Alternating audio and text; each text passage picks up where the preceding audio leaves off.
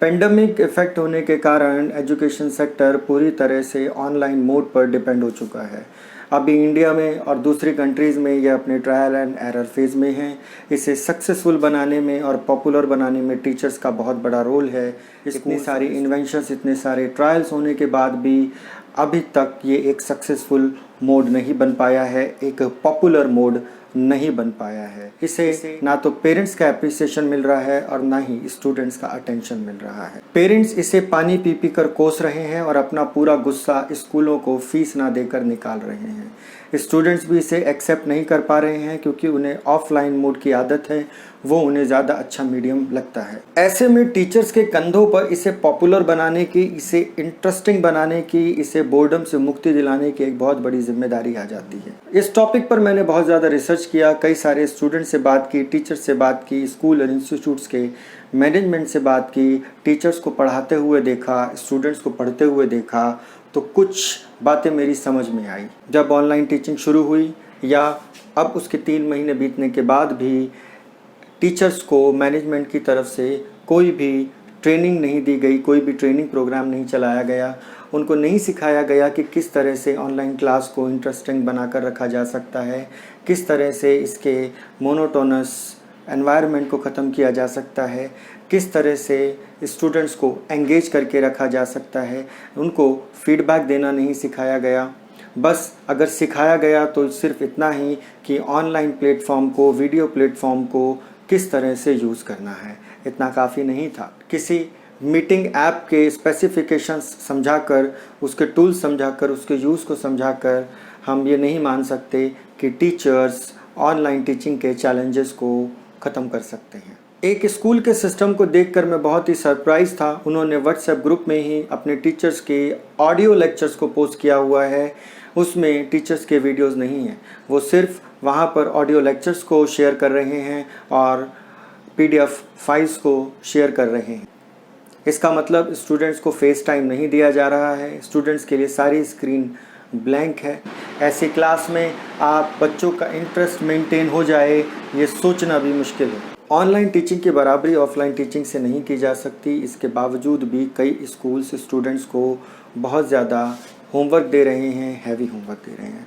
उनका तर्क ये है कि घर में बच्चे खाली हैं, उनको एंगेज करके रखना है, लेकिन वो इसका दूसरा पहलू नहीं देख पा रहे हैं। गैजेट्स की शॉर्टेज एक बहुत बड़ा इशू है जो पेरेंट्स को इरिटेट कर रहा है। वही गैजेट्स पेरेंट्स को भी चाहिए, वो पेरेंट्स ने अपने लिए परचेज़ किए थे, लेकिन अब उन्हें वही गैजेट्स अपने बच्चों के साथ में शेयर करने पड़ रहे हैं। टीचर्स जितना हैवी होमवर्क देंगे, जितना ज़्यादा होमवर्क देंगे, पेरेंट्स को अपने गैजेट्स, अपने टूल्स, अपने फ़ोन्स, अपने कंप्यूटर्स उतनी ही ज़्यादा देर तक बच्चों को देकर रखने होंगे। नतीजा ये होगा कि वो डिस्टर्ब होंगे, उन गैजेट्स पर, उन फ़ोन्स पर, उन लैपटॉप्स पर जो उन्हें अपना काम करना है वो नहीं कर पाएंगे। ये छोटी सी बात स्कूल्स को समझनी चाहिए। स्टूडेंट्स का होमवर्क का बर्डन उन्हें घटाना चाहिए। इसमें कोई शक नहीं है कि ऑनलाइन टीचिंग बच्चों का खेल नहीं है। दिल्ली हाई कोर्ट भी अपने एक जजमेंट में ये बात कह चुका है। टीचर्स बहुत मेहनत कर रहे हैं, पीडीएफ फाइल्स बना रहे हैं जिसमें उनका बहुत ज़्यादा टाइम कंज्यूम हो रहा है, लेकिन फिर भी इतना हार्ड वर्क करने के बाद भी ये हार्ड वर्क सही डायरेक्शन में नहीं हो पा रहा है। ऑनलाइन टीचिंग को सक्सेसफुल बनाना है, पॉपुलर बनाना है, तो सबसे इम्पॉर्टेंट है प्रोफेशनलिज्म। आपको प्रोफेशनल टूल्स में, प्रोफेशनल गैजेट्स में इन्वेस्ट करना चाहिए, प्रोफेशनल ऐप्स में इन्वेस्ट करना चाहिए। आपके पास एक अच्छा स्मार्टफोन, कैमरा फ़ोन होना चाहिए, आपके पास एक अच्छा ब्लूटूथ डिवाइस होना चाहिए। आपको जिस क्लासरूम में आप पढ़ा रहे हैं वहाँ पर लाइटिंग में इन्वेस्ट करना चाहिए, आपको मोबाइल ऐप्स में इन्वेस्ट करना चाहिए। सॉरी टू से माय डियर फ्रेंड्स, अगर आप हाथ में फ़ोन लेकर पढ़ाते हैं, लो लाइट में पढ़ाते हैं, तो ये आपके अनप्रोफेशनल एटीट्यूड को शो करता है। स्टूडेंट्स को एंगेज रखना भी एक चुनौती है। इसके लिए आप वही टिप्स और ट्रिक्स यूज़ कर सकते हैं जो आप ऑफलाइन मोड में करते हैं। आप उनसे बीच बीच में क्वेश्चंस पूछते रहिए, उन्हें लाइफ एंड लर्न बेसिस पर पढ़ाइए, आप उन्हें लाइफ एग्जांपल्स देकर पढ़ाइए ताकि उनका इंटरेस्ट मेंटेन रहे, अटेंशन मेंटेन रहे। एक टीचर में कौन कौन सी क्लासरूम मैनेजमेंट क्वालिटीज़ होनी चाहिए, उसके लिए एक वीडियो मैं ऑलरेडी बना चुका हूँ, जिसका लिंक आपको डिस्क्रिप्शन में मिल जाएगा। किसी ने ठीक ही कहा है, don't correct before you connect. बेशक ऑफलाइन मोड में आप ये सोच रखते हो कि स्टूडेंट्स के साथ टीचर को अच्छा रिलेशन नहीं बनाना चाहिए, स्टूडेंट्स उसका गलत फ़ायदा उठा लेते हैं। लेकिन ऑनलाइन मोड में ऐसा नहीं है। ऑनलाइन मोड में आपको स्टूडेंट्स के साथ बहुत अच्छा फ्रेंडली रिलेशन बनाकर रखना चाहिए। क्यों? क्योंकि स्टूडेंट्स आपके सामने नहीं हैं, आप उन्हें पनिश नहीं कर सकते हैं किसी भी तरह से। अब यहाँ पर आपका रिलेशन, आपका एटीट्यूड, आपका बिहेवियर, आपका फ्रेंडली नेचर काम आने वाला है। क्योंकि अल्टीमेटली आपका पर्पस है क्लास को इंटरेस्टिंग बनाना, स्टूडेंट्स को रिटेन करना, उनके अटेंशन को ग्रैब करना।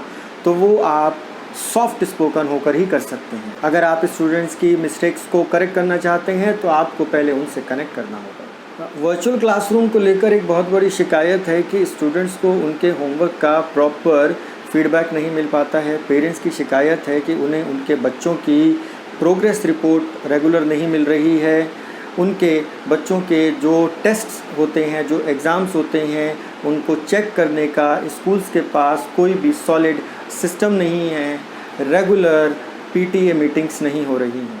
हालांकि ये ऐसी शिकायतें हैं, अगर मैनेजमेंट थोड़ा एक्टिव हो तो इन्हें आसानी से दूर किया जा सकता है। ऑनलाइन टीचिंग के दौरान अक्सर टीचर्स ये शिकायत करते हैं कि स्टूडेंट्स आउट ऑफ कंट्रोल हो जाते हैं।